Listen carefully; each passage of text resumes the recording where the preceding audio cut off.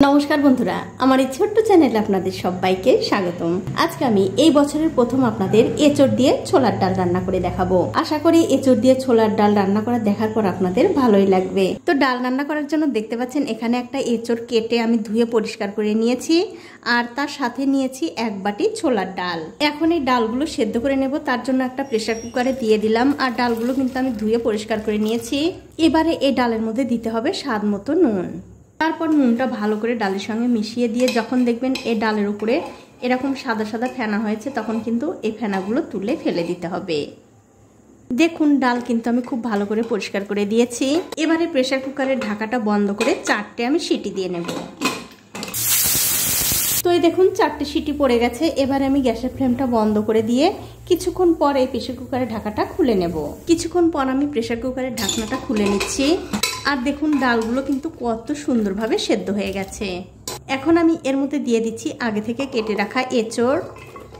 ঝালের জন্য দিয়ে দিচ্ছি কাঁচা লঙ্কা, আদা আর জিরা বাটা। তার সাথে দিয়ে দেব পরিমাণ মতো গরম জল। অবশ্যই কিন্তু বন্ধুরা গরম জলটাই দেবেন। সাথে দিয়ে দিচ্ছি হলুদের গুঁড়ো আর দিয়ে দিচ্ছি স্বাদ মতো নুন। এবারে গ্যাসের ফ্লেমটা জ্বালিয়ে সবকিছু মিশিয়ে দিয়ে খুব ভালো করে রান্না করে নিতে হবে।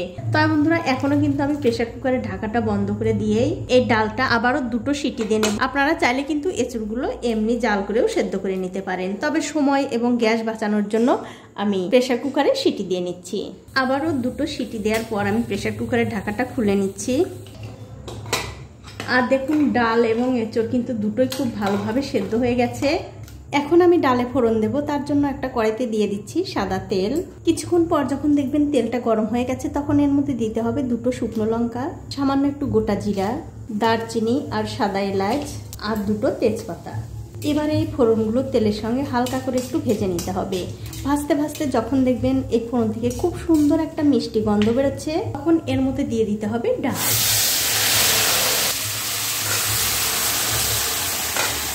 ডাল দিয়ে দেওয়ার পর গ্যাসের ফ্লেমটা বাড়িয়ে দিয়ে 5 মিনিট এই ডালটা খুব ভালো করে রান্না করে নিতে হবে। তবে বন্ধুরা এখন কিন্তু আপনারা দেখে নিতে পারেন নুন আর ঝালটা ঠিক আছে কিনা। দেখুন 5 মিনিট সময় ধরে এই ডাল কিন্তু আমি খুব ভালো করে রান্না করে নিয়েছি। এখন আমি এর মধ্যে দিয়ে দিচ্ছি সামান্য একটু চিনি। যারা চিনি খেতে অপছন্দ করেন তারা কিন্তু দেবেন না। আর দিয়ে দিচ্ছি হাফ চামচ ঘি। অবশ্যই কিন্তু ঘিটা দেওয়ার চেষ্টা করবেন, তাহলে এই ডালটা কিন্তু খেতে আরও বেশি ভালো লাগবে। এবারে ঘি আর চিনিটা এই ডালের সঙ্গে খুব ভালো করে মিশিয়ে দিলেই কিন্তু এই ডালটা খাবার জন্য একদম রেডি হয়ে যাবে। তো দেখুন বন্ধুরা ঘি আর চিনি কিন্তু আমি এই ডালের সঙ্গে খুব ভালো করে মিশিয়ে দিয়েছি। এখন আপনারা এই ডাল দিয়ে ভাত, রুটি, লুচি, পরোটা সব কিছুই কিন্তু খেতে পারবেন। যদি এরকম করে ডাল রান্না করে খেয়ে আপনাদের ভালো লাগে, তাহলে কিন্তু অবশ্যই একটা লাইক, কমেন্ট আর শেয়ার করতে ভুলবেন না।